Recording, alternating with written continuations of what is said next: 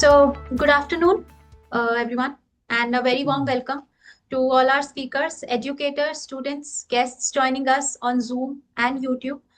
Uh, on behalf of Entab Infotech, I am delighted to welcome you to another edition of Entab Infotech's EdTalks. For over 26 years, Entab has worked closely with schools across India, supporting institutions through technology and helping them strengthen their academic and administrative processes. Our association with education, however, goes beyond this. Through EdTalks, our aim is to bring experienced educators, leaders onto one platform and encourage meaningful conversations. These conversations would be around skills, challenges, and opportunities shaping the future of our students. So today's topic is very relevant to that. Money smart, financial skills every student should learn. So schools prepare, as we were discussing, schools prepare students for examinations, careers, professional success. But it is equally important to prepare them to understand the value of money, make them responsible financially, and develop healthy financial habits from an early age. Today's discussion will be exploring around saving, budgeting, responsible spending, digital payments, financial safety, and the role schools and families can play in building financially aware and confident young adults. Uh, so I would like to now introduce our esteemed panel of speakers. So first up, we have Mr. Shalab Nigam. He's the principal of Bal Bharti Public School. He's an experienced academic leader with a strong background in teaching, school administration, and collaborative learning. A very warm welcome to you, sir. Thank you. Next up, we have Mr. Satish Pillai, Chairman and Managing Director of Alchemy School. He's an educationist and institution builder with extensive experience in school leadership, curriculum development, and holistic student growth. Welcome to the session, sir. Good afternoon, everyone. Thank you. Next, we have Mr. Rajan Gautam. He's the Principal Director of DAV Public School.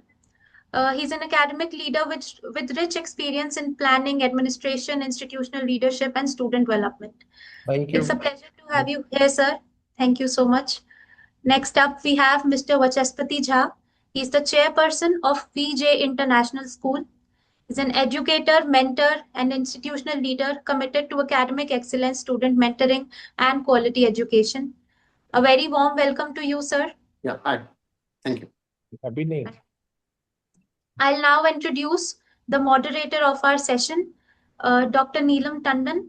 She is a professor of economics and the founder and managing director of Well-Being Shiksha Foundation. Dr. Tandon is a registered Sevi Smart trainer and actively works to promote financial education. So much, Isha. Thank you to Entab for giving this opportunity. A very warm welcome to the dignitaries. We have eminent speakers today with us, to students, parents, educators, leaders, and policymakers.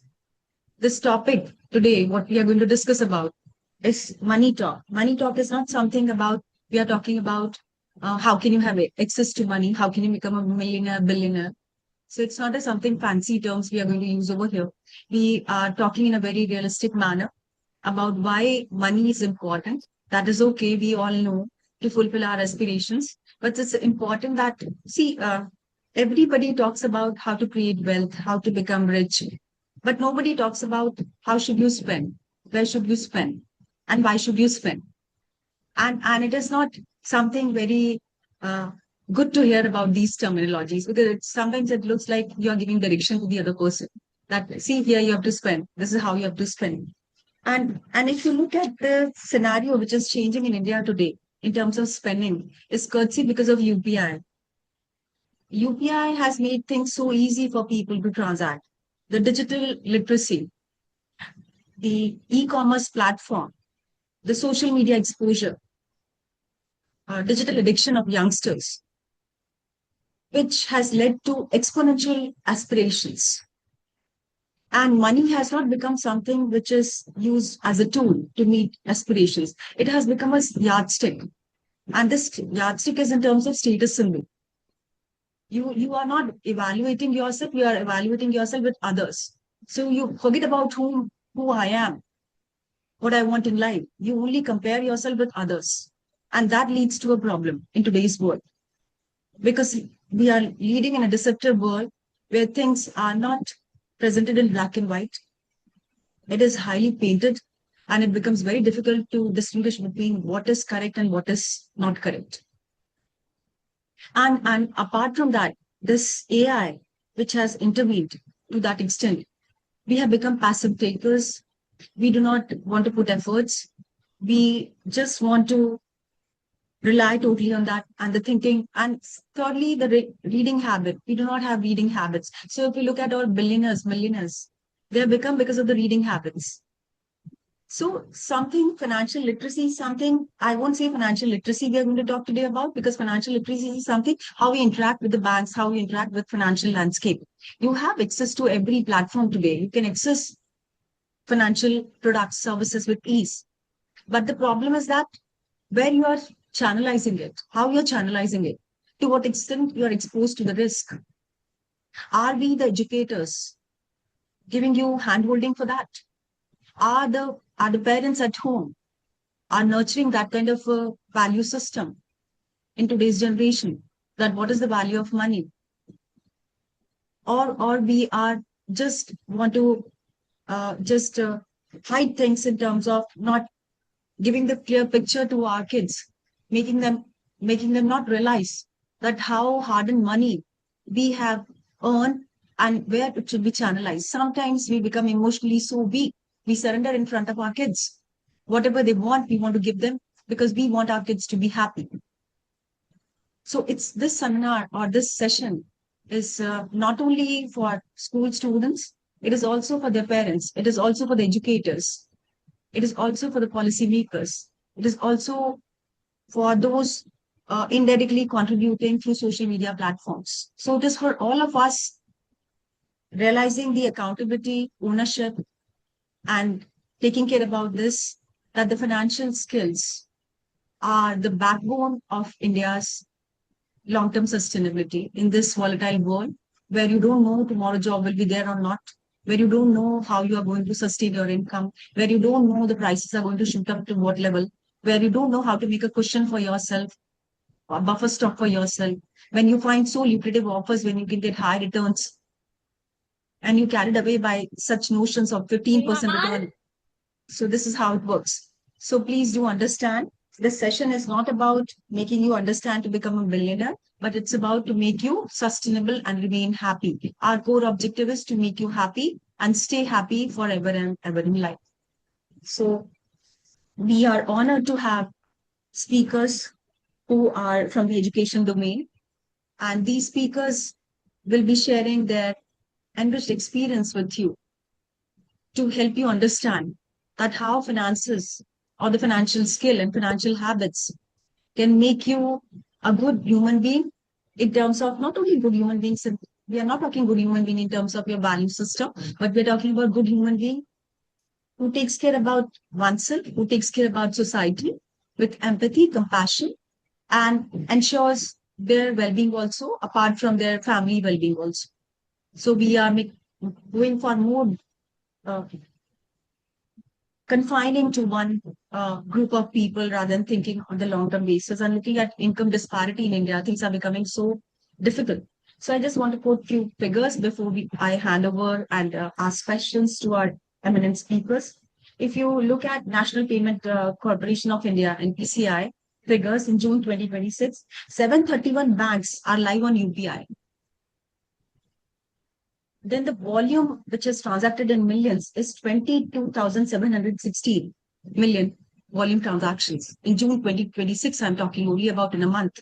And if you talk in terms of value in crores, it is 28,92,138.67. And 85% of UPI transactions are for retail. That means people are spending only. How we are spending money, why we are spending money, what is making us to go for it? How should we channelize it in the right direction? So these are this is the context of today's session. And I would request first speaker of ours, Shalab sir, you are the principal, and from the principal's perspective, what is important you think about financial habits that students should develop, and how the school ecosystem is helping them or can help them? All right. Before leaving the school, I think students should be able to develop some financial habits which will help them in their journey towards financial independence. The first is habit of saving. The habit of saving a portion of money students receive in the form of pocket money or in the form of gift or part-time earnings matters more than the amount itself. Suppose a student is given 1,000 rupees, and if he saves 100 rupees, he has learned something than a student who is given 10,000 rupees and he has saved nothing. This is the one habit, the habit of saving. And then the next is budgeting. Budgeting on paper. You have to write whatever you are budgeting, you have to write it on a paper or take the help of some app. And you should not budget in your head because you think that you know where your money is going. But once you write it, you really understand where your money is going. Even you can track your small expenses like canteen expenses, like the transport and the outing, etc. And this habit becomes invaluable in adult life. And then the third habit which they should develop is understanding needs versus wants. This habit is the most important for lifelong financial health. A student who can pause and ask, do I need this? Or just want it right now before a purchase? This develop is they should understand how the money grows. I mean, the power of compounding, even a grasp of interest, how interest rates work. And then they should understand the debt. And because these students are exposed to buy now, pay later app, the credit culture, and get rich soon content online. And once they leave the school, they should understand that debt is a tool. It is not free money. And that instant financial gain are really red flags. And then the habit of understanding digital financial literacy, how UPI works, how net banking works, and recognizing financial scams, which students need to develop, as almost 90% transactions are happening digitally. And then the discussion about money in the households. Many families, they don't discuss money within their family members. So encouraging open conversations about finances helps them make informed decisions. Because I was just reading somewhere that 78,000 crores of rupees is lying with banks, and which is unclaimed. Nobody is claiming that money. It is because the money has not been discussed in the household. So this is very important. And then last but not the least, charity. Setting aside something for charity or helping others builds financial empathy alongside financial discipline. So this is how I conclude my discourse. Thank you. Thank you so much, Shalab sir. Now, what Shalab sir has shared is to consolidate that before I propose the question to the next speaker. This is very important. See, financial habits, when we talk about the core of financial habits are, this seems to be very generic, but this is to be inculcated in your life. So the foremost is about saving. And saving is highly related to maintaining a leisure account. You have to write down each and every expense of yours, the cash inflow and the cash out. Start writing down. And as Shalab sir has rightly quoted, when you do that mental maths, it's not going to help you. It gets erased in a fraction of a second. And that seems to be very lucrative to buy something. When you get discount of one dress or two dresses in the same price which you were ready to pay for one, now you're getting two. Why won't you be inclined to buy that? So write down, what is the utility? I actually need this? Or is it about my want? So you have to segregate that aspirations with respect to your need, and have budget and make a principal rule, as sir has shared about saving. Whether you are earning, whether you are having pocket money of 10,000, whether you have a pocket money of 500, whether you have 100 rupees, make it a principal rule that 20% of it I'll save for sure. Start saving. This will help you to differentiate between your want and needs. And maintaining a ledger account is very, very important. If parents start practicing it at home, kids will learn, because you learn more through action rather than through words. So it's very, very important, whether it is about saving electricity, whether it is saving water. These are some basic habits once nurtured, which develops the basic inclination towards saving. So saving is not about money. Money is the indirect way of saving money. It can be through any number of direct modes. One has to realize your time is equally important. Where do you channelize your time? That is also part of savings. So you should understand that. And another important thing Shalabh sir has shared about power of compounding. See, compounding can work. You study maths. Students study maths in class 10th and 8th, and also you study in higher classes. But 8th also you start studying between simple interest and compound interest, even in 9th class. So you should understand this compounding can work in your favor, can work against you also. If you go for credit card, it is working against you. If you go for investing in the market, it works in your favor. So you should be able to differentiate between where I'm channelizing my funds. Am I channelizing it for spending, which is going and spending through credit card because of zero EMI and the lucrative offers which are there, deep discounting. And because of UPI transactions, it takes a fraction of a second. You do not realize when you start paying in lower denominations. When you go for taking money of 500 rupees, and when you have to pay 500 rupees straight, you realize, oh God, 500 has gone. So that is how. So you take bigger denominations, and then it will become difficult for you to spend the entire money. Sometimes spending through cash also helps you to channelize and your spending pattern. So saving is very, very important. Budgeting you can learn through ledger account. Maintain a ledger account where you can write down your expenses, write down your need. This will help you to differentiate between need and want. Apart from that, in the family also you can sensitize your parents and grandparents to go for nomination and keep things in black and white to some extent, so that you know about tomorrow, that where the funds are lying. It's not to be kept in open, but somewhere or the other, it should be clear to family members that these are the accounts we have, and this is the information which is kept. And tomorrow, if you need, you can have access to that. If you don't feel like sharing, that's fine. That's okay. But it should be there so that tomorrow they should know about, because sometimes unclaimed deposits lie in the bank, and then you will not get it ever in life. It goes to the sedentary account, and then you will never get it. So it's very important to understand that. And financial scams which are happening. So don't ever click to any link. When you see any link, 1 rupee has been credited in your account, don't click. Greed, there is a very thin difference between greed and returns. So please do differentiate between that. Draw a clear-cut demarcation between that. So thank you so much, sir, for your valuable inputs. I hope our students, our educators, parents will realize this and will make this a part of their lifestyle rather than simply confining to books. So my next question is to Rajan sir.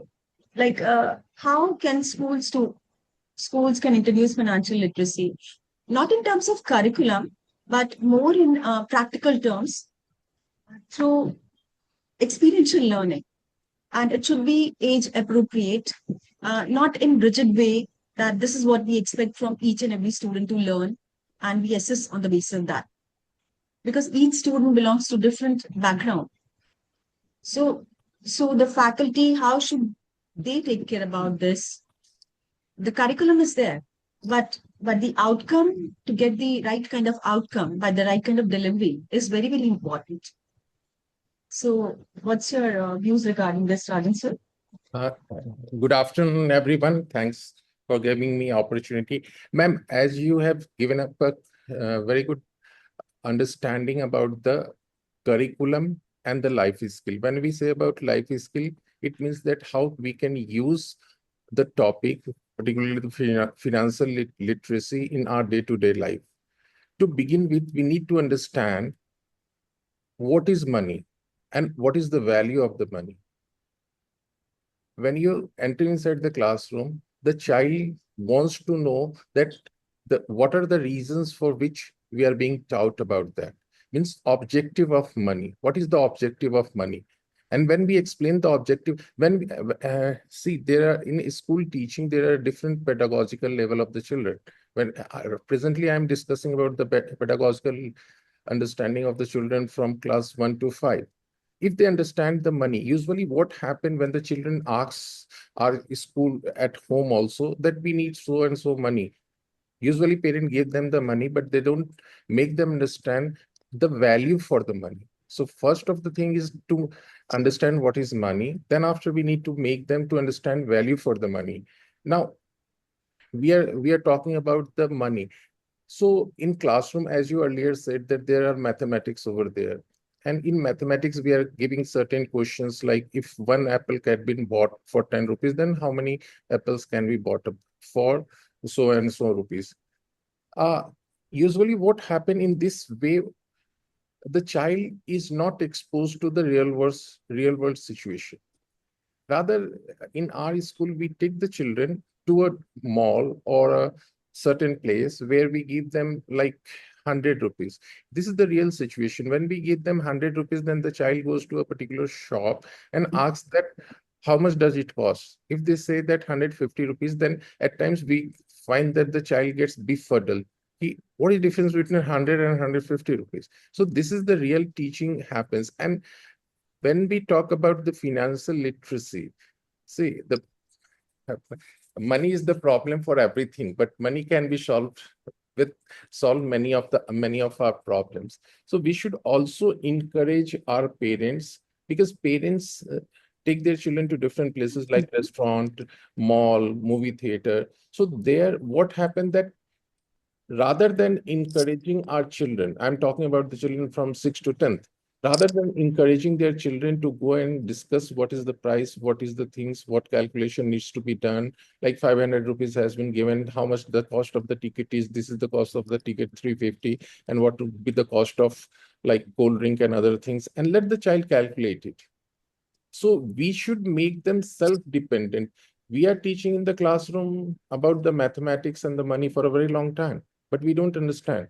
Another thing very, very important that we should make aware about the children, that understand the value of the money. When we talk about the value of the money, like let the child see through his own surrounding, like home, air conditioner, uh, television, washing machines. These things are there.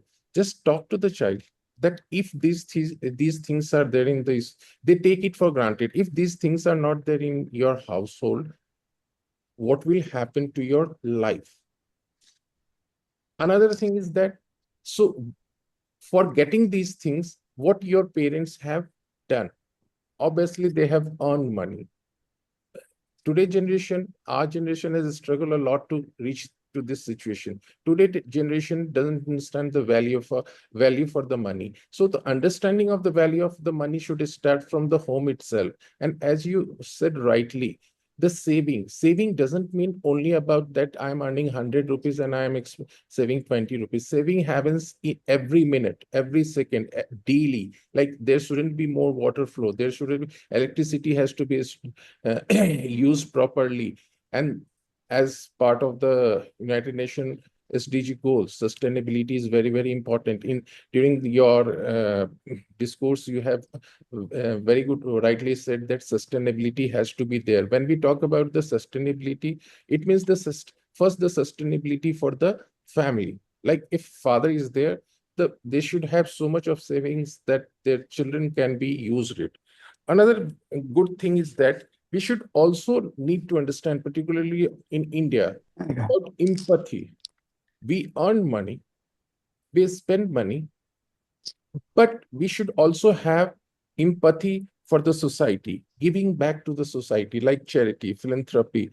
and understanding the social responsibility. Like I can say about my nani, grandmother, when she used to get her pension, out of that pension, she used to keep at least 10% for social services, for giving it to the people who needs it. Another thing we need to understand that suppose about taxes, we in India, we are highly paid tax country individually, and what are the different types of taxes? Like one, these are all part of the curriculum in 9th and 10th also. From 9th it begins. That what are the direct taxes and what are the indirect taxes? If you are buying a pen, government is taking tax from you, and even your father is earning certain things, your father also is paying the taxes. So the tax cycles needs to be made understood to the children. Another thing, if you say me, another thing is very, very important, as you rightly said, compound interest and the simple interest. If the child is, suppose saving is there, what needs to be done for the saving? There are different ways for savings. So compounding and simple interest should not be only as a formula for the classroom teaching. It should be used outside the classroom teaching also, and through, as you said, experiential learning. Suppose your father has expended into this money for the saving account, and if he goes for the SIP, or if he goes for SIP, needs to be make understood to the children, SIP or fixed deposit, the rate of interest would have been different. Another thing is smart spending and consumer awareness. Usually what happen in our Indian market, as the middle class is growing at a very rapidly pace, so we find that they are eager to spend.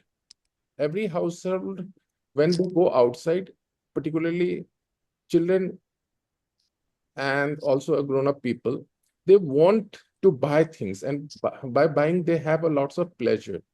So even somebody gives me a new shirt or I buy a new shirt, I have a happiness.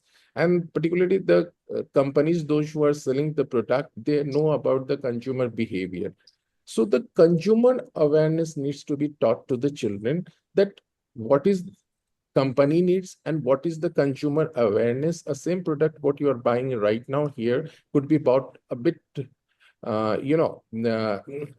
cheaper from some other places. So these are the things we need to make children understand. And another thing about the financial frauds, credit cards and the UPI and the financial frauds. Usually what happened, we all are educationists, we all should agree that the biggest problem for the parents today is the mobile phone. And during the mobile phone, what happened, the children at times, they click on a particular button that leads to a fraud. So that needs to be understood to the children by the school as well as to the parents. I hope my time is over. Thank you. Thank you so much, sir. Thank you. Thank you so much, sir, for sharing what is most important. And it's so pleasant to hear it from the leaders, from the education field, to talk about this, that the classroom teaching should move from the classroom to the market. That can only help to understand that you read in the classroom, but you apply on the real-time basis in the market. And it cannot be done by only school authorities or school teachers. It has to be in collaboration with parents. So Rajan sir has rightly said, when the parents, they go out with kids, give them, tell them that this is the menu, these are the prices, you decide about, this is our budget. Let them realize about that within this budget, we have to order things. It's not like that they are discretionary choice what they want to have. At least they'll realize what is the constraint of having money, and whatever the amenities they have at home because of their parents, they should know about if they were deprived of these amenities and how they have got these amenities only because of the parents' hard work. So value of money is very, very important for everyone to realize. And consumer awareness is equally important. How the companies are strategizing to sell you products. Do you realize that or not? Are you buying a product? So what Shalabsa said about want and need. Some products are offered which you do not need, but you land up buying. So consumer awareness is equally important. You have to see that what is the price of the product? Is it worth buying that product or not? Is it only about the packaging which is inclining you? Is it only because others are buying, that is why you're buying? So value of money, what is money meant for? You should understand that. And money should not be used as a yardstick, as we have shared. It should be used for transactive motive.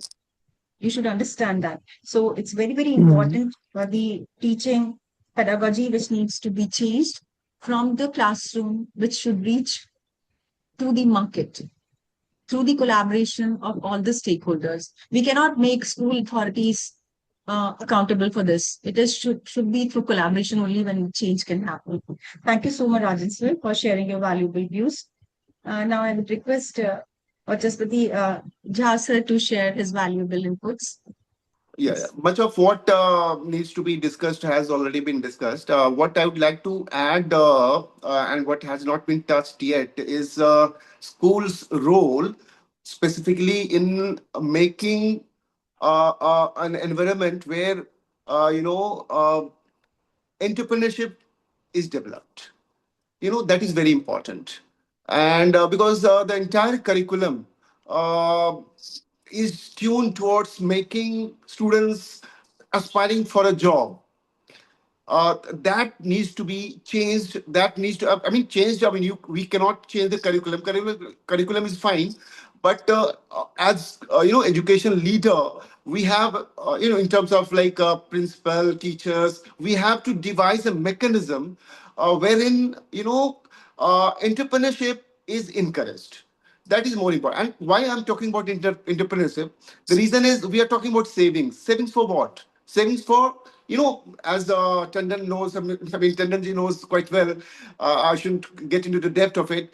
In savings, not for, consumable purposes. It has to be, savings has a larger purpose for making investment, right? So, I mean, how to get to that? And to get to that, extracurricular activities have to be encouraged in school, but those extracurricular activities have to be designed in such a way that these financial activities are valued basically.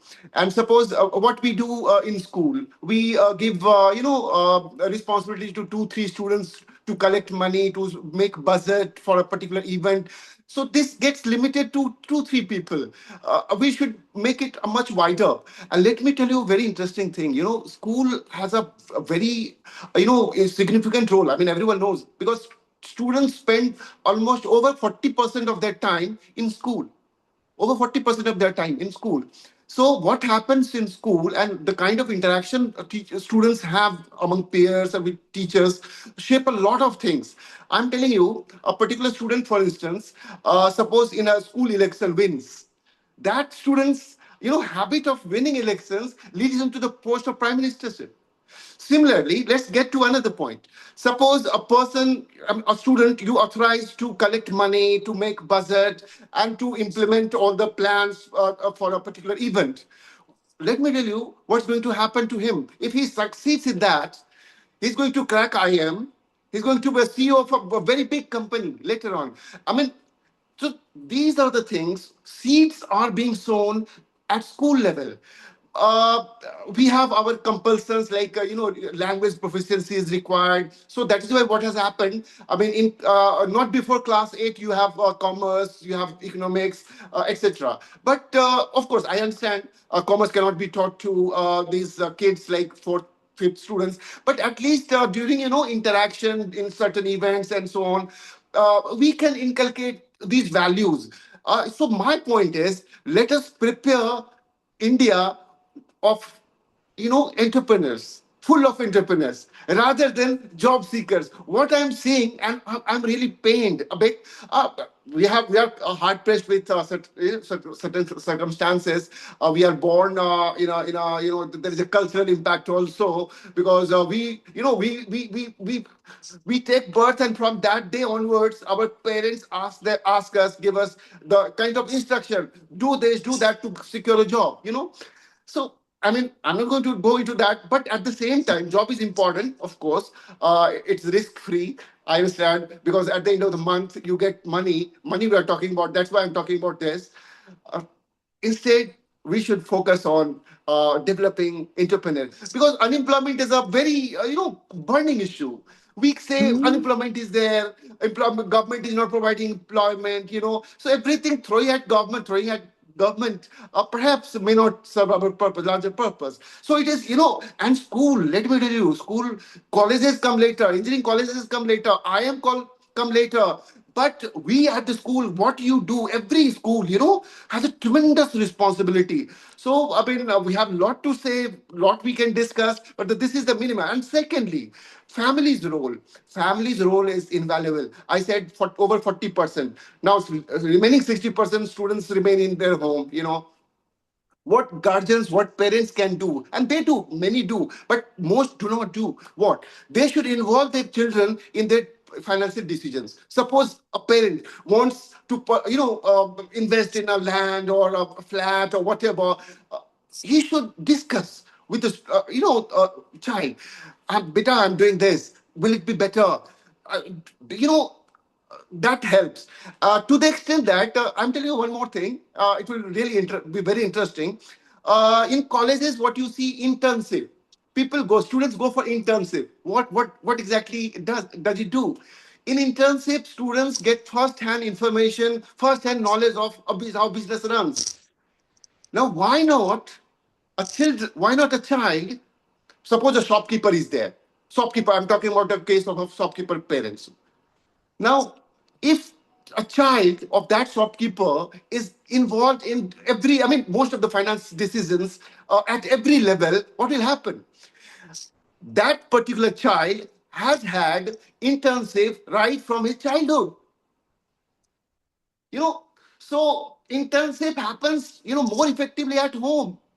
So, the entire thing, let's get back again to our school. School should own higher responsibility and larger responsibility. I know, I'm really pained, I must tell you, to note that I want to see an India full of entrepreneurs rather than job seekers. Thank you very much. Thank you so much, sir. Thank you so much, sir, to look at your enthusiastic approach that to make India more job providers rather than job seekers. And entrepreneurship skill can start from school. And this cannot happen without the support of family. Because as you rightly said, 40% time they spend in school and rest of the time they spend in family. So they also have to take care of our but entrepreneurship, and very important point what sir has raised is about when we talk about entrepreneurship, we are only confining to few group of people. It should be more inclusive in nature. So the culture should be imbibed in the school that students, whether it is about playing, whether it is about any to find the gap. This will definitely help to act as a gap filler. There are so many problems in India which can be taken care through by entrepreneurship if they understand the core of entrepreneurship. And it should not be confined to commerce or economics. It should be very, very broad and broad aspect, like Shalabh sir has shared about that plus and minus in maths can also help to understand. Simple maths, plus and minus can also help to understand. So thank you so much, sir, for sharing your valuable views. Now, without any further ado, I would request Satish sir to please share his valuable views related to, we are back to this financial literacy. It is an essential life skill. So how can it be nurtured as a life skill? Good afternoon, everyone. When ma'am Good asked me afternoon, when ma'am asked me the question half an hour before, I realized one thing, that electricity is unpredictable, or life is unpredictable. Because what we are discussing today is regarding finance. So realize one thing, if finance is unpredictable, how life will be? Because if I focus on students to score good marks and limit myself to that, then definitely I am not doing something which helps to develop their life skills. So when we talk about financial literacy, I think I cannot just take one part as just financial skill. I think when we talk about financial literacy, we have to talk about communication skill, critical thinking, problem solving, because communication skill helps us to communicate or develop our interpersonal skill. In the same way, emotional intelligence help us to uh, uh, uh, uh, help us to take important decisions. And in the same way, financial intelligence help us to use or manage our resources properly. Agreed with everyone, which it was a really very important discussion that we had today.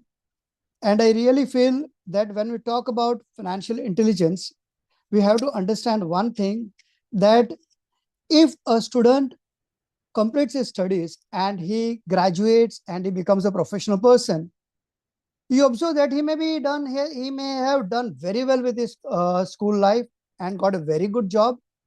But it could be, when it comes to his earning, it could be a situation where he's not able to understand the budgeting part, the saving part, the expenditure part. And maybe he comes into a trap where every month he is paying a huge amount. That is a situation where his expense is more than his income. I would like to give an example of Warren Buffett. Warren Buffett was someone who bought his first share at the age of 11. And he bought a farmland at the age of 13. And we could understand that he was really financially independent. But why should we go so far? Today, if we want a student to be financially independent, it's not important that he earns so much as Warren Buffett. He really needs to understand that can he delay his gratification? Can he understand, as Sir said, difference between needs and wants? And if we bring that into our curriculum, then definitely it can make a huge difference. Because once the student understands that even with this lesser income, maybe it's not doing maybe it's not earning in crores, or maybe he's earning in lakhs or some thousands, but if he's able to prioritize and spends on his need and delays his wants, then he can be in a position that he can save the money and he can invest it. And could be he can achieve the concept of fire. Could be he will be able to achieve financially independent and retire early. He could achieve that. Thank you so much. Thank you so much, sir. The important point what sir has highlighted is about, like, electricity is unpredictable. Similarly, finance is unpredictable. You don't know job is today there or tomorrow you may not have it.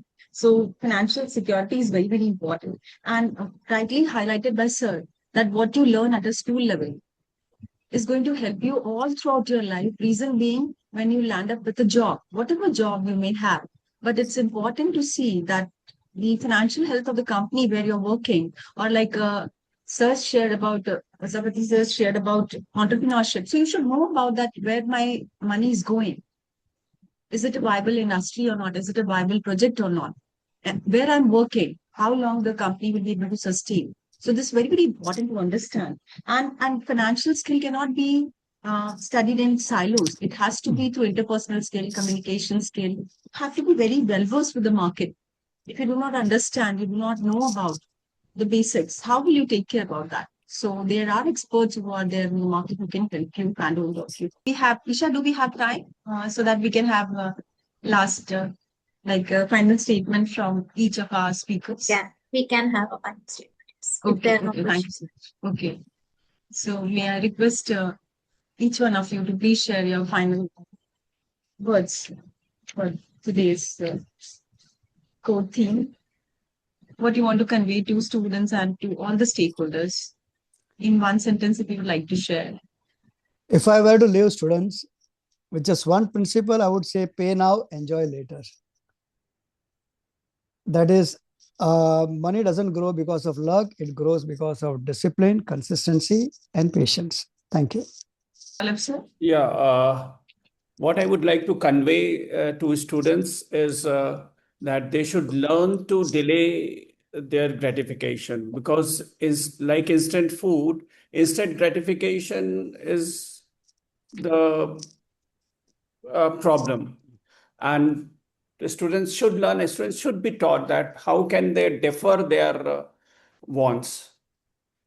Thank you. Rajan sir. First of all, I like to thank each one of you for joining this session, and the speakers, moderator, and Isha particularly.